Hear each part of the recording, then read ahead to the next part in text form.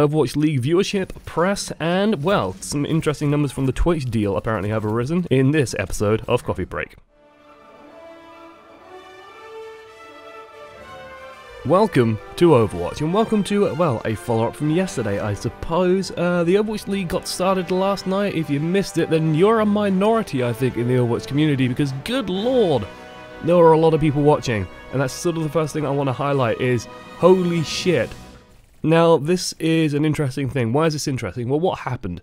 Okay, one of the things that everyone was keeping an eye on, at least sort of around the esports industry and all the esports journalist outlets and stuff like that, they were all looking at viewership numbers. One of the things from the preseason that nobody had any inkling of, outside of Blizzard or outside of whoever Blizzard wanted to know, they didn't release any viewership figures. Now, Nate Nanza said that was very intentional, that the preseason was purely, basically a dress rehearsal for everyone involved. It was, you know, production, getting used to things and all that kind of stuff.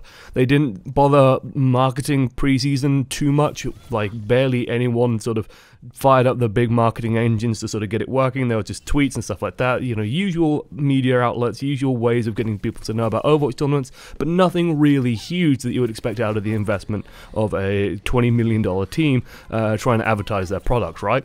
Since Season 1 has gotten started, well, yeah, those marketing engines have revved up, and clearly it has paid off, with the viewership figures escalating past 400,000 viewers at one point. I think it peaked at about 426K, which is a lot of people.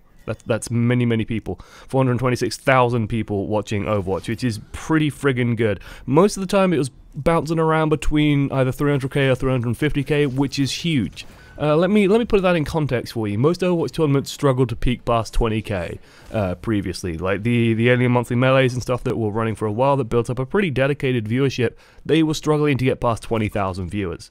And so there was this general feeling in the community, this paranoia that I had kind of as well, that, you know, the Overwatch League would get started and about 20k people would turn up to watch it. Now, that was sort of unrealistic considering we've seen like the World Cup and how popular that has been to watch for people. People have been very enthusiastic about that. And the fact that, you know, now we have all this Overwatch League stuff sort of coming to a head. It's all in the game, it's all in the launcher as well. It's in the Battle.net launcher. It's pretty huge. This is also huge for companies that have, you know, put money into the Overwatch League. Like Twitch themselves paid to Blizzard a lot of money for basically an exclusive broadcasting right. I'm hearing numbers like $90 million deal that's been made, and the $90 million is a bit of an odd figure. Like the way I've heard it being broken down is they didn't just like throw $90 million at people. No, there's different things going into that. But it does also mean that Twitch now have a very heavy investment in the Overwatch League and making sure that it's promoted, making sure that it's broadcasted properly, and making sure that, you know, it's not just going to get buried somewhere on, you know, the back of Twitch and sort of, you know, oh well, now there's a League of Legends tournament and so all front page stuff gets pushed to that instead. No, there's actually a very solidified interest by Twitch to make sure that the Overwatch League works out. What's really good to me is that this is certainly a marathon. It's not a sprint, right? This is the Overwatch League. This is going to go for years and years and years and years and years. This is just day one. The viewer figures are not going to stay that high. Like I can say that with relative confidence. Like, sure, they might pop up to that sort of level at major events like finals and stuff like that, but this is a league. This is going to run for a long time. No one's expecting concurrent viewerships to be super high. It's also helped by the fact that, you know, we have one of the best matches already on the first night, at the end of the first night, which was Seoul versus Dallas. Day two's game's a little bit less exciting, although there's some juicy ones in there, but everyone wanted to see the first day. Second day should be more interesting and more telling overall. But even though it's a marathon, not a sprint, what's really nice for the league is that if you check any media outlet, any gaming media outlet at this point, the introduction to the Overwatch League it's pretty much always the same, which is the Overwatch League blew past viewer expectations. Like, the viewership was huge, and that's on every single one of these websites, you know. Every one of them is talking talking just purely about, hey, the viewership figures were huge, the games were good, the show was good, it was all fun to watch. Dynasty vs Fuel was probably one of the better games of Overwatch you're ever going to see. You betcha we're going to be doing some analysis on that at some point. And yeah, it was fun. Now, what does this mean for us? What does this mean for, and when I say us, I mean like people who play Overwatch. What does it actually mean for you? Well, it means that the game is more solidified in terms of its success. If the Overwatch League succeeds, Overwatch succeeds. It's like esports.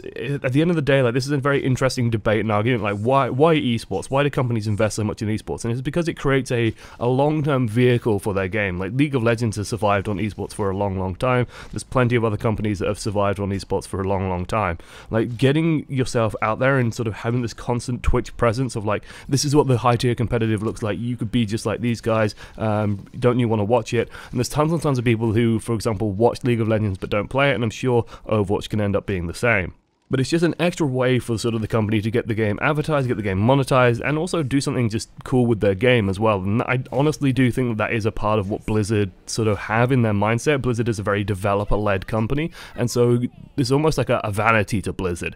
And getting their game to be another one of these sort of top esports titles like StarCraft 2 was, which basically started sort of an esports renaissance when that came out. It basically reinvigorated esports in the West. So getting Overwatch to sort of do that again for Blizzard would be a big thing.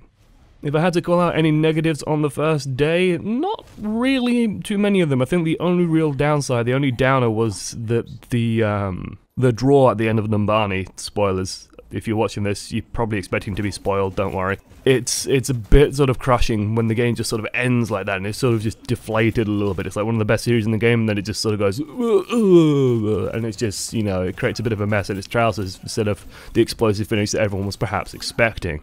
Yeah, it's a bit of a shame. It's a little bit of a shame. But at the end of the day, it's a league. Like, these guys aren't playing in the playoffs. It's a league. You can draw. You can do whatever you want with that. Map difference is what really matters at the end of the day. So Seoul go through with a +1 map difference instead of the sort of +4s that their rivals got. But I'm pretty sure Seoul will have no issues picking up a couple of +4s along the way. Aside from that, it was crisp, it was polished. It felt like Monty and Doa needed a little bit of a warm-up. They weren't quite on form until sort of a couple of games in, but you kind of expect that, and it was good to see them sort of hit their flow as well, especially when it started mattering in the Dallas versus Seoul games. Mitch and Mr. X, spotless as usual, especially Mitch, just performing, constantly delivering, and the desk was good. Like, I like Bren, I like Sideshow, I like them on the desk. It felt really good, so it sort of acts as a good bridge, I suppose, as well. And yeah, I thought it was A++. It'll be interesting to see, interested to see what the other talent can do as well in producing that. I think a lot of people are waiting for Semler to pop up as well, just to see how he does. But I imagine, like, this guy's a crisp professional. I expect him to do extremely well. So, a good start. Let me know if you watched. I'd be very surprised if you didn't. If you didn't, did you go and watch the VODs? Is it because of the time? I know I have a lot of European viewers on my channel, so I imagine that, you know, basically I went to bed at about 6 AM. Well, actually, no, I went to bed much later than that. I went to bed about 7:30 AM, actually. But the game's finished up around 6 in the morning, and it was pretty grueling by the end of it. So I imagine I won't be doing that quite so often, but still, good start, right? Here's hoping it continues. Thanks for watching to the end. I've been Josh, it's one voice amongst many, and I'll see you guys next time.